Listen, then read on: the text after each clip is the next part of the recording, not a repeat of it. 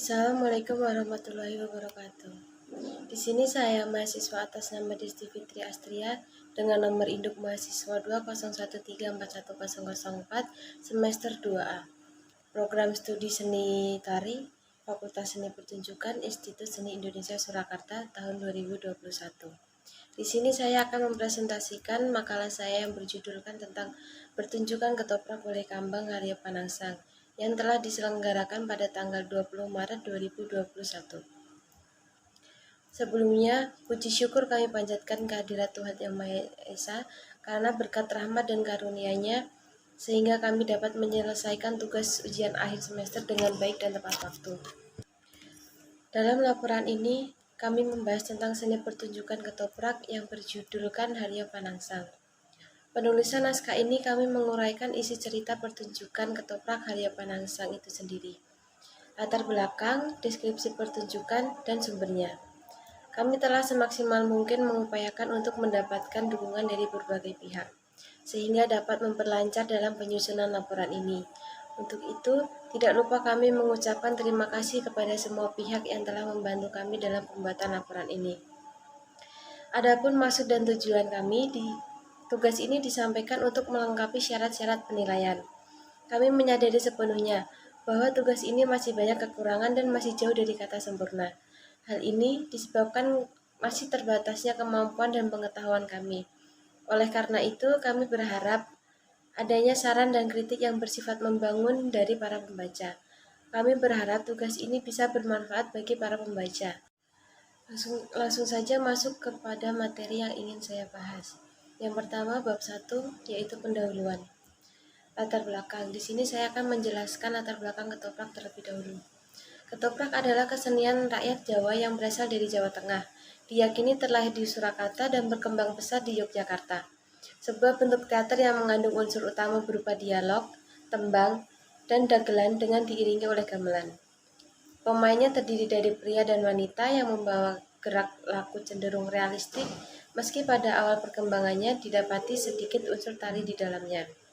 Ketoprak merupakan seni panggung yang khas terutama melalui ceritanya yang mempertunjukkan kisah-kisah masyarakat Jawa, baik kisah legenda, kepahlawanan, ataupun kehidupan sehari-hari. Ada juga yang menggunakan cerita fiksi atau lainnya, namun tema cerita tidak pernah diambil dari literatur cerita epos Ramayana atau Mahabharata. Ketika membaca periodisasinya, cikal bakal kesenian ketoprak bermulai di tahun 1981 melalui beberapa pemuda yang memainkan lesung sambil menari dan melantunkan tembang dolanan, hingga terciptanya seni pertunjukan sederhana. Kemudian, pada tahun 1914, R.M. Worksodiningrat yang seorang seniman tari dan wayang wong di Keraton Surakarta menciptakan seni ketoprak. Lahirnya kesenian ini adalah terinspirasi oleh kondisi masyarakat saat itu yang memang membutuhkan hiburan baru. Masyarakat sudah bosan dengan hiburan lama yang mereka dengar hanya melalui lisan. Dulu para pemainnya adalah laki-laki karena menyesuaikan tema yang lebih mengarah ke peperangan dan pengembaraan.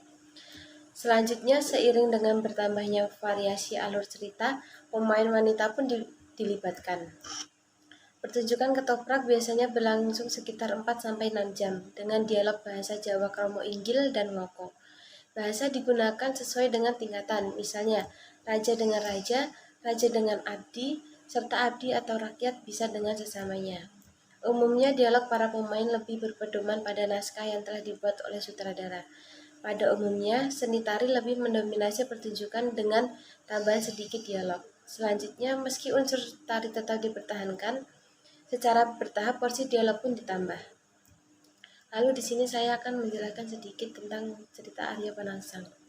Arya Panangsang atau Arya Jipang atau Jipangkang adalah Raja Adipati Jipang yang memerintah pada pertengahan abad ke-15. Pengikutnya melakukan pembunuhan terhadap Sunan Prawoto sebagai balas dendam karena Sunan Prawoto telah membunuh Pangeran Surowiyoto atau Sekar, bapak dari Pangeran Arya Panangsang, demi menaikkan Trenggana atau bapak Sunan Prawoto menjadi Raja Demak ketiga. Arya Panangsang lalu menjadi Raja Demak kelima. atau penguasa terakhir kerajaan Demak dan memindahkan pusat pemerintahannya ke Jipang. Sehingga pada masa itu dikenal dengan sebutan Demak Jipang. Namun pada tahun 1554 Arya Panangsang tewas dibunuh pasukan pemberontak kiriman dari Hadiwijaya, penguasa Panjang. Riwayat mengenai Arya Panangsang tercantum dalam beberapa serat dan babda yang ditulis ulang pada periode bahasa Jawa Baru abad ke-19. Seperti abad Tanah Jawi dan Serat Kanda, Arya Panangsang juga terkenal sakti mandraguna serta memiliki kepribadian yang tegas dan kukuh. Baginya tidak ada kata kompromi dalam membela dan mempertahankan kebenaran. Lalu tujuan dari kesenian ketoprak pada zaman dahulu adalah sebagai wadah untuk berkumpul bersama antara anggota masyarakat pada zaman penjajahan. Hal ini karena zaman dahulu para penjajah tidak memperbolehkan masyarakat untuk berkumpul, karena dikhawatirkan dapat mendorong terjadinya pemberontakan dan kudeta. Tujuan dari kesenian ketoprak pada masa modern ini beralih sebagai media hiburan untuk masyarakat, dan seni pementasan ketoprak biasanya selalu diiringi dengan seperangkat gamelan. Dalam seni ketoprak sendiri setiap tahun mengalami perubahan. Tujuan diangkatnya lakon berjudul Arya Panangsang bertujuan untuk mengenalkan cerita pada zaman dahulu pada kalangan milenial zaman sekarang yang mungkin belum mengetahui apa itu Arya Panangsang. Yang mungkin juga sebagian besar kalangan pada zaman sekarang sedikit yang mengerti tentang cerita-cerita legenda pada zaman dahulu. Lalu yang ketiga yaitu manfaat. Jika kita kelompokkan, maka secara umum manfaat kesenian ketoprak ada 3, yaitu 1. Sebagai sarana ritual upacara, 2. Sebagai media pendidikan dan hiburan, 3. Sebagai media kritik sosial. Lalu untuk manfaat cerita Arya Panangsang sendiri yaitu memberikan ilmu kepada penonton, menjadi hiburan. Yang ketiga, banyak makna yang tersisa dalam cerita tersebut.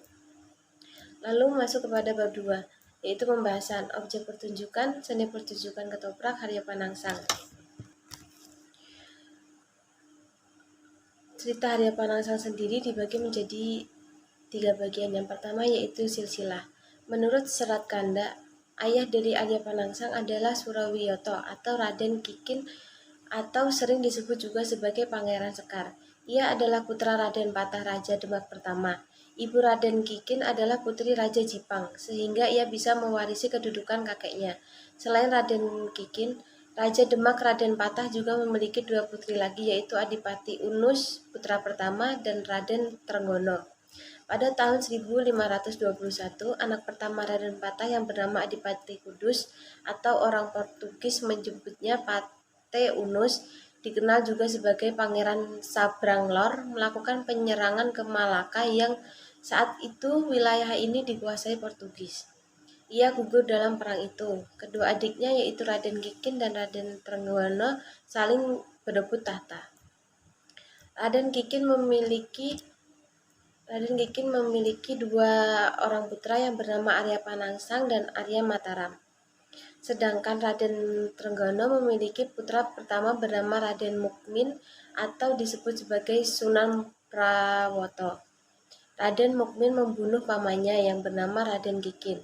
Sepulang salat Jumat di tepi sebuah sungai dengan menggunakan keris Kiai Setan Kober yang dicurinya dari Sunan Kudus. Sejak saat itu, Raden Kikin terkenal dengan sebutan Pangeran Sekar Sedo ing Lepen, atau bunga yang gugur di sungai. Sepeninggalan Raden Kikin, Arya Panangsang menggantikan kedudukan ayahnya sebagai Adipati Jipang. Saat itu usianya masih anak-anak, sehingga pemerintahannya diwakili Patih Matahun.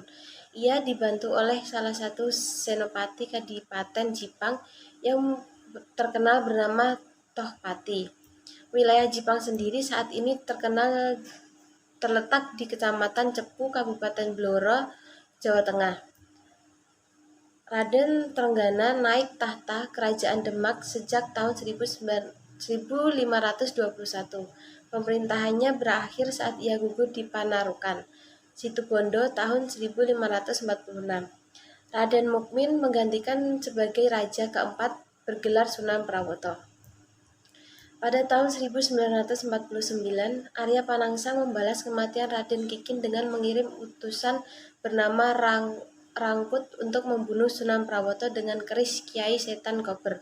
Rangkut sendiri tewas saling bunuh dengan korbannya yaitu Ratu Kalinyaman, adik Sunan Prawoto, menemukan bukti kalau Sunan Kudus terlibat pembunuhan kakek.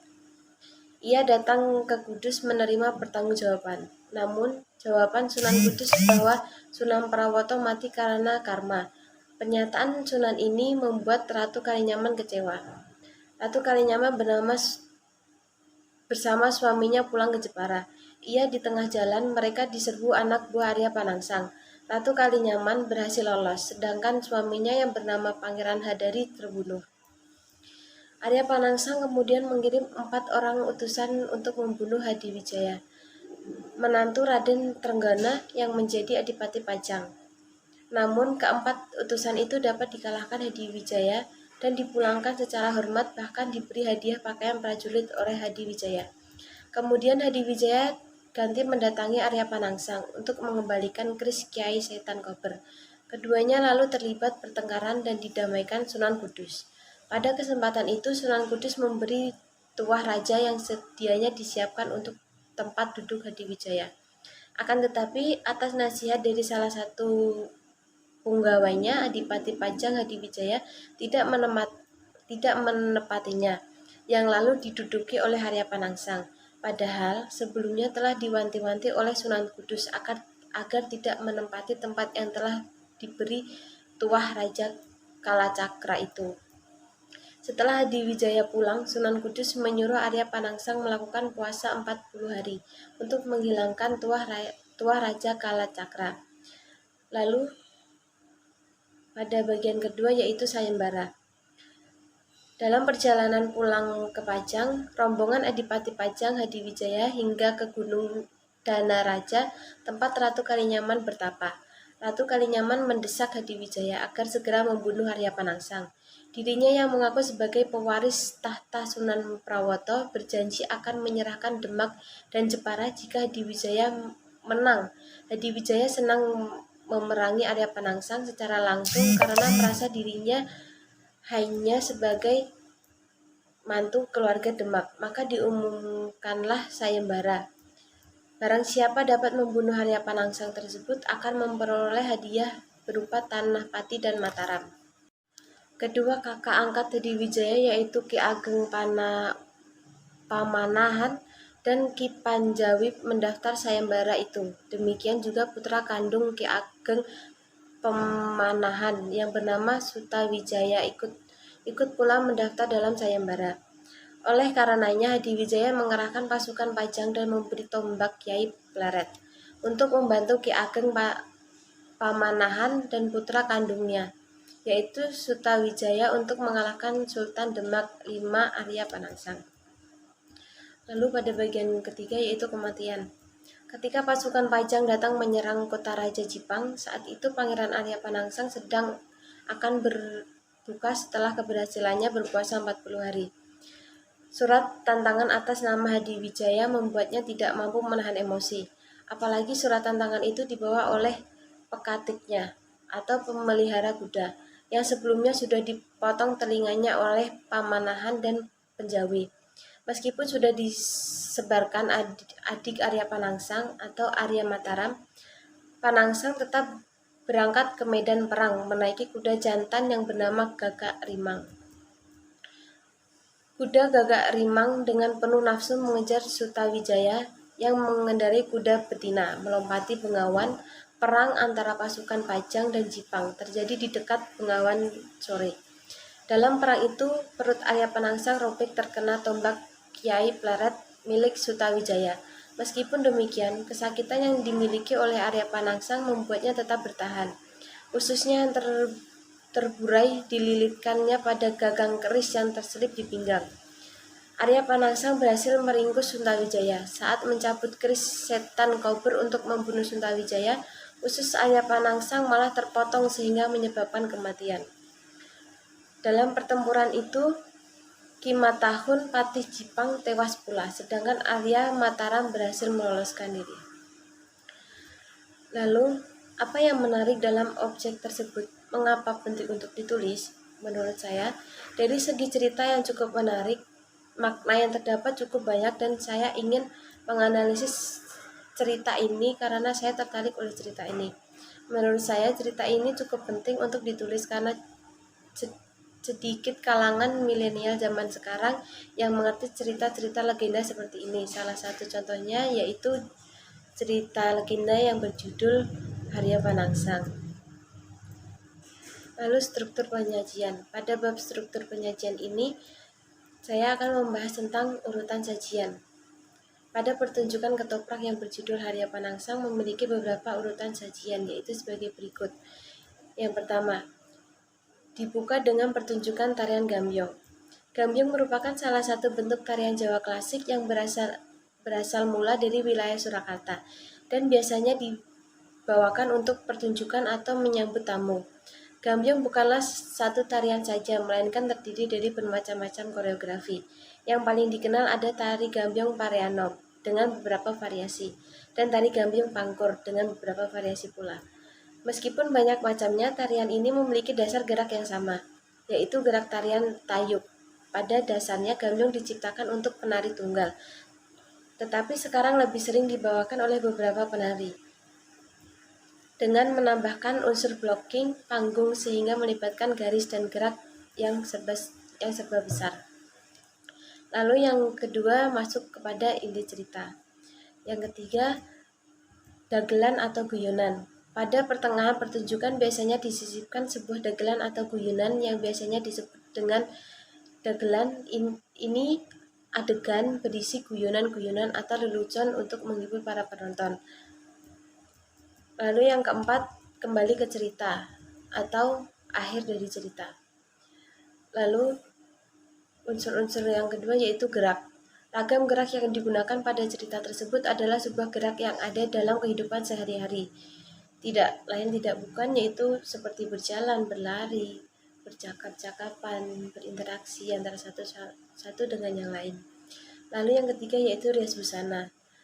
Busana sendiri yang digunakan yaitu jarik. Jarik yang digunakan oleh pemeran sebagian besar menggunakan batik bermotif lereng yang difungsikan sebagai bawahan. Lalu yang kedua, atasan lurik. Yang ketiga yaitu atasan beskap. Yang keempat, kain wiru. Yang kelima, kemben. Yang keenam yaitu perhiasan sebagai yang bertujuan sebagai untuk memperindah ornamen-ornamen pada sang pemain. Lalu riasan. Riasan yang digunakan pada pertunjukan ini adalah riasan korektif atau riasan cantik bagi pemeran wanita dan riasan tampan bagi pemeran lelaki. Tatanan rambut.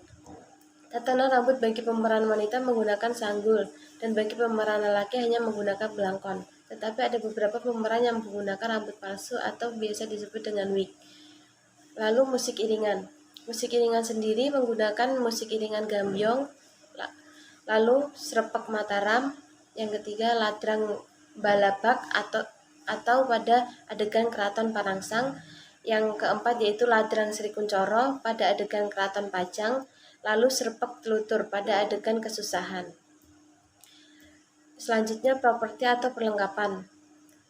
Properti atau perlengkapan yang digunakan pada pertunjukan kali ini yaitu backdrop, kursi, pohon palsu, pagar, dan properti-properti lainnya sebagai pendukung. Lalu pola lantai. Pola lantai yang digunakan pada pertunjukan tersebut yaitu pertama, seorang pemeran duduk di tengah panggung arena pertunjukan dan beberapa pemeran duduk di tepi sebelah kanan panggung arena. Lalu beberapa kali pemeran berganti pindah blocking agar terkesan tidak monoton atau biar tidak membosankan. Kemudian berganti pemeran dengan pola lantai yang hampir sama. Lalu ada pendukung sajian. Pendukung sajian pada pertunjukan ini adalah musik gamelan sebagai iringan, properti sebagai penunjang cerita, make up untuk memperindah pandangan penonton, kostum untuk menimbulkan kesan pada cerita, lighting untuk membantu pencahayaan karena pertunjukan tersebut dilakukan dalam ruangan tertutup. Tempat pertunjukan. Tempat pertunjukan itu sendiri berada di panggung arena ketoprak Balai Kambang. Lalu tujuan pertunjukan.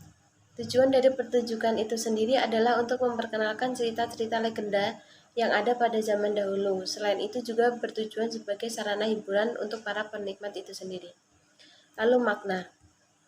Makna yang dapat disimbolkan dari cerita itu yaitu kita sebagai manusia memang harus punya cita-cita atau tujuan hidup, tetapi janganlah kita menjadi ambisius dan menghalalkan segala cara untuk meraih sesuatu, seperti Pangeran Arya Panangsang yang menginginkan tahta kerajaan Pajang sampai ia membunuh Sunan Perwoto atau Bagus Mukmin dan permaisurinya. Pangeran Arya Panangsang juga pernah melakukan percobaan membunuh Hadiwijaya tetapi gagal, dan pada akhirnya ia yang mati. Kita juga harus sadar bahwa kita sebagai manusia sudah mempunyai kodrat, bahwa di dalam hidup sudah ada yang mengatur, baik jodoh, rezeki, kematian, sudah ada yang mengatur sendiri. Lalu perkembangan. Untuk perkembangan itu sendiri menurut saya tidak terlalu signifikan karena pertunjukan itu sekedar mengadopsi cerita yang sudah ada yang hanya sedikit disederhanakan. Lalu ketiga, kesimpulan. Bagi masyarakat Blora, Arya Panangsang dianggap sebagai sosok yang luar biasa. Kedudukannya dianggap tinggi karena silsilahnya yang berasal dari keturunan Raden Patah. Beliau adalah putra dari Kanjeng Surawiyato. Pangeran ini murid langsung atau kinasih Kanjeng Sunan Kudus. Arya Panangsang dianggap sosok sakti yang sulit mati, meskipun misalnya perut sudah diledakkan. Benar tidaknya cerita rakyat tersebut tidak bisa dipastikan oleh bukti empiris. Namun, dalam naskah kuno Serat Babat Tanah Jawi versi Mensam 1874, keberadaan sosok Arya Jipang tersebut dipastikan benar-benar ada. Bagi masyarakat Blora, Arya Panangsang dianggap sebagai sosok yang luar biasa. Kedudukannya dianggap tinggi karena silsilahnya yang berasal dari keturunan Raden Patah. Beliau adalah putra dari Kanjeng Surawiyoto. Pangeran ini murid langsung atau kinasih Kanjeng Sunan Kudus. Sunan Kudus itu terakhir menjabat sebagai mufti Masjid Agung Demak, dan sebelum menjabat itu beliau adalah kepala angkatan bersenjata Demak. Cukup sekian presentasi hasil pengamatan saya. Jika ada salah kata atau ada kata yang kurang berkenan, saya mohon maaf. Wabillahi taufiq wal hidayah. Wassalamualaikum warahmatullahi wabarakatuh.